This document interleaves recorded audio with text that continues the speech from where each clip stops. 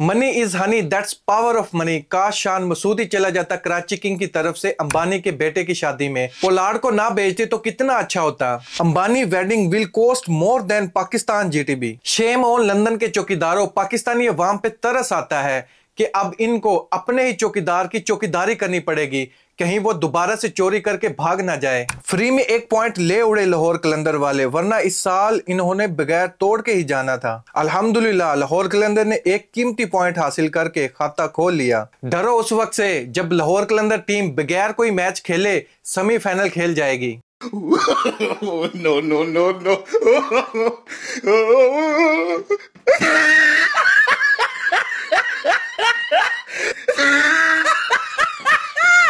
All this effort because just to see this man. PCB will refund the full value of tickets purchased for Saturday. Wash out the matches in Rawalpindi Cricket Stadium.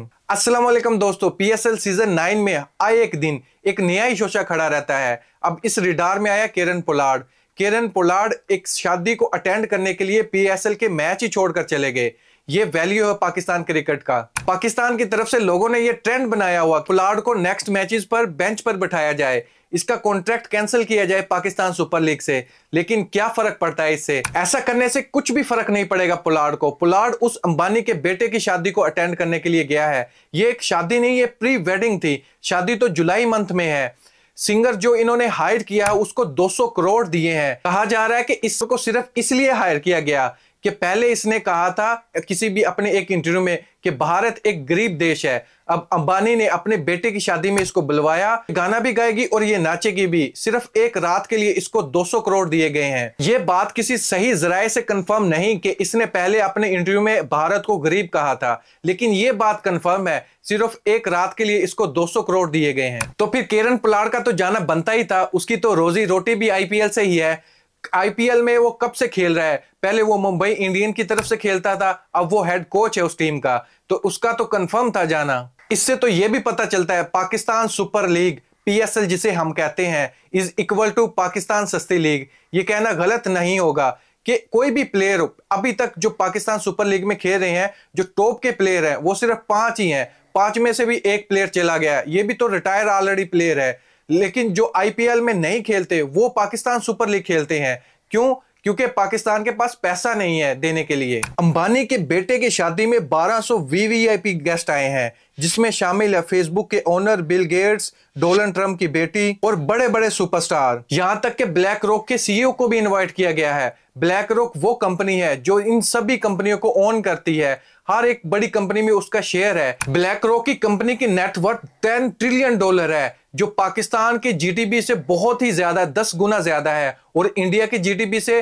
3 गुना ज्यादा है। 2500 से ज्यादा खाने की dishes इनके लिए सजाई गई हैं और कोई भी इनमें एक डिश को रिपीट नहीं किया गया। जो VVIP गेस्ट हैं उनके लिए स्पेशल सिक्योरिटी का इंतजाम किया गया है, 5 स्टार होटल का इंतजाम किया गया है, एयरपोर्ट से लेकर होटल तक हर चीज प्रोवाइड की गई है। ट्रांसपोर्ट भी अंबानी की तरफ से होगी, यानी फुल प्रोटोकॉल दिया गया है। और अंबानी ही की तरफ से एक दिन गरीबों को 10,000 से ज्यादा लोगों को खाना खिलाया जाता है। अंबानी की बेटे की शादी के अरेंजमेंट इतना बड़ा है कि 2 क्रिकेट स्टेडियम से भी ज्यादा एरिया कवर किया है इस अरेंजमेंट के लिए। अगर हम पाकिस्तान की तरफ देखें, पाकिस्तान के ऐसे हालात है कि 2025 में हमें चैंपियन ट्रॉफी को होस्ट करना है और हमारे पास ग्राउंड ही नहीं है। ले देकर टोटल 4 ग्राउंड है, और जिसमें कराची का हाल आप लोगों के सामने है, और जो रावलपिंडी का ग्राउंड है उस पर तो बहुत ही बुरा हाल है। रावलपिंडी स्टेडियम में तो डीमेरिट पॉइंट भी मिले हुए हैं पिच की वजह से। पता नहीं उसमें इंटरनेशनल का मैच होगा या नहीं, ये तो बात कंफर्म नहीं है। अगर उसको भी शामिल कर लिया जाए तो सिर्फ 4 ही क्रिकेट स्टेडियम है हमारे पास। हम लोग दुनिया से कितना पीछे हैं, हमारे स्टेडियम का कितना बुरा हाल है। शादी की कुर्सियां हमने रखी हुई हैं लोगों के बैठने के लिए।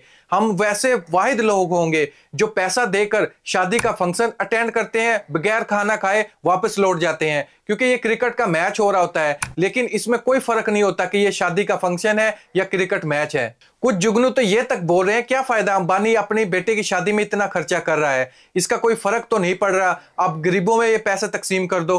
भाई वो गरीबों में पैसा तकसीम कर रहा है, अपने बेटे की खुशी के लिए भी ये करना चाहता है, और जो कुछ वो कर रहा है अपने मुल्क के लिए कोई और भी नहीं कर रहा। शऊर आना किसे कहते हैं? अगर यही सोच हुई तो पाकिस्तान कभी भी नहीं बदल सकता। एक ऐसा शख्स जिसने पाकिस्तान को बदलने की कोशिश की, पाकिस्तानी अवाम में शऊर लेके आने की कोशिश की गई, आज क्या हाल है उसका आप लोगों के सामने है। हमें इससे आज से पहले कभी ये नहीं पता था फॉर्म 45 के बारे में, फॉर्म 47 के बारे में, लेकिन आज हमको अच्छे से पता है कि कहां पर धांधली होती है, कहां पर ये लोग क्या करते हैं। पाकिस्तान में सिर्फ इसी चीज का फायदा उठाया जा रहा है, गरीबों को गरीब से गरीब किया जा रहा है, अमीरों को अमीर से अमीर किया जा रहा है, क्योंकि शऊर नहीं है पाकिस्तान में। एक गरीब का बेटा अगर उस पर FIR हो गई, चाहे वो गलती से ही क्यों ना हुई हो, किसी ने पैसे दिलवा कर ही क्यों ना करवाई हो, वो कभी भी पाकिस्तान की गवर्नमेंट अदारे में जॉब नहीं कर सकता।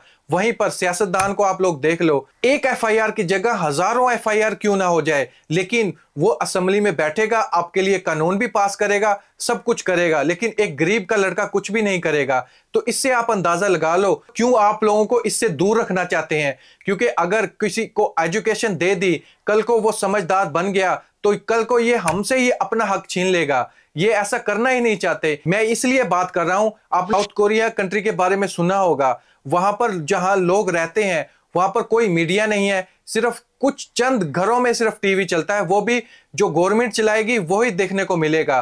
कोई भी इंटरटेनमेंट नहीं है, कोई कुछ नहीं है, सिर्फ गरीब है। वहां पर एजुकेशन ना होने की वजह से वहां के लोगों पर इतना जुल्म किया जाता है, पूरा पूरा दिन उनके बच्चे काम करते हैं और उनको बताया क्या जाता है कि अमेरिका आपका दुश्मन है, वो एक बहुत ही गरीब मुल्क है, आप लोग बहुत अच्छी जिंदगी गुजार रहे हो, अमेरिका तो एक गरीबाना जिंदगी गुजार रहा है, वहां के लोग मर रहे हैं, बहुत ही गरीब हैं, इसलिए हमारे दुश्मन के लिए आप रेडी रहो हर वक्त, आप अपने मुल्क के लिए काम करो। लेकिन उन लोगों को कौन बताए कि अमेरिका इस वक्त सुपर पावर बना हुआ है, राज कर रहा है दुनिया पर, लेकिन उनके लिए एक गरीबी है। ये होती है एजुकेशन, ये होता है सोशल मीडिया की पावर, कि आप पूरी दुनिया में देख रहे हो क्या कुछ हो रहा है, और हम पाकिस्तान में देखते हैं तो हमें भी बहुत अच्छे से पता क्या हो रहा है। हर बार सोशल मीडिया पर पाकिस्तान में कुछ हो तभी कुछ होता है, वरना कुछ भी नहीं होता। PSL की जो तकरीब थी उसमें इतना बुरा तरीके से पाकिस्तान को दुनिया के सामने पेश किया गया, तब सोशल मीडिया वालों ने थोड़ा सा एक्शन लिया, बाद में ओपनिंग सेरेमनी थोड़े से अच्छे से की,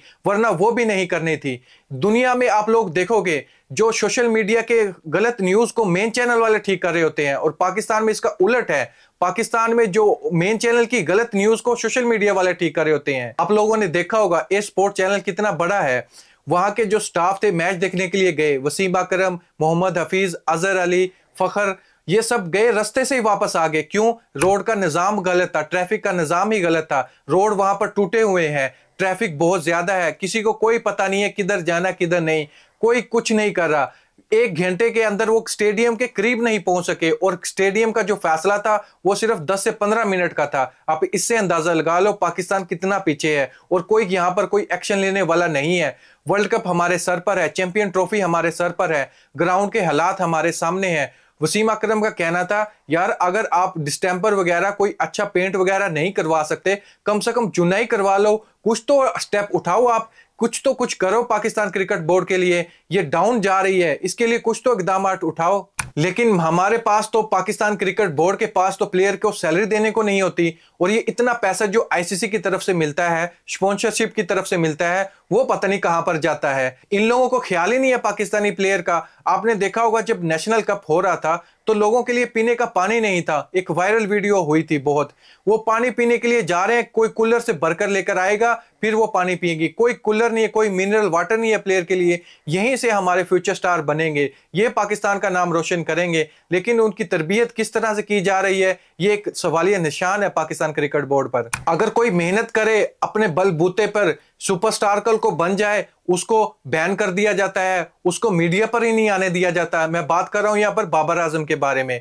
बाबर आजम को पहले कैप्टनसी से हटाया गया, बाद में यह भी किया गया कि बाबर आजम को मीडिया पर मत लेकर आओ। कोई भी अगर सोशल मीडिया पर पाकिस्तान टीम का जो भी कॉन्ट्रैक्ट जिसके पास है उसको दूर रहना चाहिए सोशल मीडिया पर, ताकि ये इन लोगों की पोल ना खोल सके। ये मेंशन करवाया जाता है, कोई भी प्लेयर जब कॉन्ट्रैक्ट पे साइन कर रहा हो पाकिस्तान क्रिकेट की तरफ से, तो उसमें ये लिखा होता है कभी भी आपने कोई भी गलती जो पाकिस्तान क्रिकेट बोर्ड की तरफ से देखो उसको सिर्फ आप इग्नोर ही करो, आप चुप होके अपनी गेम करो, ताकि कोई भी हम जो काम कर रहे हैं उसमें कोई दखल अंदाजी ना कर सके। लेकिन ये हल तो नहीं है ना, जो प्रॉब्लम है उसको दूर किया जाए, ना कि जो प्रॉब्लम है उसको और प्रॉब्लम बनाकर दुनिया के सामने पेश किया जाए। ऐसा करने से उनके फैंस तो दूर नहीं होंगे बल्कि और भी सपोर्ट करेंगे, क्योंकि वो अपने प्लेयर्स को दुख में नहीं देखना चाहते, तकलीफ में नहीं देखना चाहते। आप लोग चाहे कुछ भी कर लो, आप देखोगे बाबर आजम को क्यों कैप्टनसी से हटाएगा। सबसे पहले तो ये रीजन थी, ये मीडिया पर कोई प्रोपगंडा चल रहा था। दूसरी ये बड़ी वजह थी,